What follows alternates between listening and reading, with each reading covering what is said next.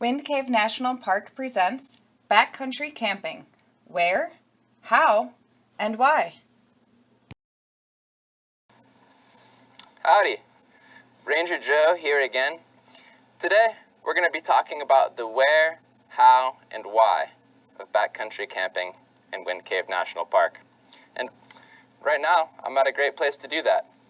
Beside me, you'll see a bright orange tent in the middle of a grassy field with a few ponderosa pine saplings poking up every once in a while.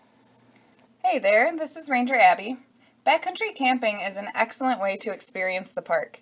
Let's take a good look at this map of Wind Cave and see where one can camp. There are 4 connected zones in the northwest corner of the park. NPS 5, which is a gravel road, lines the north edge. Highland Creek Trail is on the east. Part of the Centennial Trail lines the south, and Highway 87 runs the west, making the perimeter of the 4 zones. Backcountry camping is allowed anywhere within this perimeter. Now that we know where we can go, we can just start hiking in, right? No, hold on there. Let's jump into the how of backcountry camping. A free permit is needed for anyone camping in the backcountry or anyone leaving their vehicle at the trailhead and through hiking the Centennial Trail. The permit can be obtained from the information board outside of the visitor center, as shown by this backcountry camper who has picked up the permit from the top right folder. Complete instructions of how to fill out the permit are attached to each one, and an example is provided in the top right corner of the board of how to correctly fill this out. Once you have filled the permit out, place the bottom white copy back in the top right folder where you pulled the permit from originally, as demonstrated by this backcountry camper.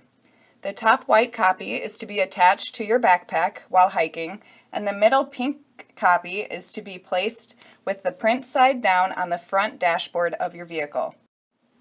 If you are new to backcountry camping, you may not be aware of some of the best practices to keep in mind. Proper clothing and footwear is essential.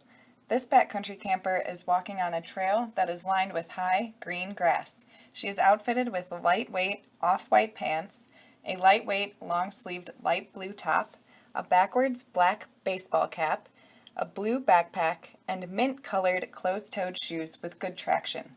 Layers, sun protection, and good footwear will help provide a better, safer experience.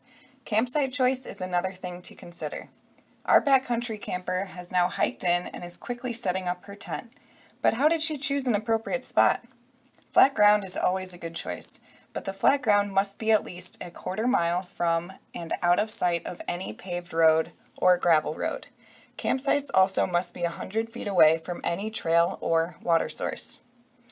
Well, this looks like a nice flat area to set up a tent. There is a large red dirt patch encircled by green foliage and hills in the distance. Hold on, my friend, you have just chosen a bison wallow. This is where bison will roll around to cool down and keep bugs off of them. Campsites should not be located near these areas as bison often frequent them. Always give wildlife plenty of space, a minimum of 25 yards. Occasionally, you may wake up to find that bison have surrounded your tent. If this happens, it is advisable to make loud noises to scare them off, or, if they are not a direct threat, be quiet and enjoy the view. Now, how will you cook while you're in the backcountry? There are no open fires allowed. The backcountry camper here is setting up her self-contained fuel stove on a hard, level surface. All cooking must be done on self-contained fuel stoves, which does include small propane grills. Rocks are good choices for cooking surfaces as they are not a combustible fuel source. Another notable thing to mention is to bring plenty of water. We recommend carrying all the drinking water you need to hydrate and extra if you plan to cook. There are only a few water sources in the park, and any water obtained needs to be boiled or filtered first. Now, let's get into the why of backcountry camping. There is beautiful scenery throughout Wind Cave, as shown here with a ponderosa pine leaning against a salmon-colored rock in a large, open, green valley with a wooded hillside in the background. Can you imagine waking up to this view? Many people are drawn to this type of camping because of the immersive element. You get to take a step away from the normalcy of daily life, and by utilizing your senses, you can really connect with an environment. There's a component of solitude that can be found here. Good, clean air surrounds you as Wind Cave is considered a Class 1 airshed, meaning that there is very little air pollution in the park. There's also very little light pollution, which gives some incredible night sky viewing. Backcountry camping can afford a mental and physical reset in our fast-paced lives. Hey, I'm back. Under a nice big blue sky with a gentle breeze exciting the diverse leafy greens that are all around me. Thanks for tuning in to our video about the how, where, and why of backcountry camping at Wind Cave National Park. We hope that you all join us soon. But remember, when you're visiting the park, to recreate responsibly and leave no trace. For more information to help you plan your visit, or about backcountry camping in the park, visit www.nps.gov/WICA. Thanks again.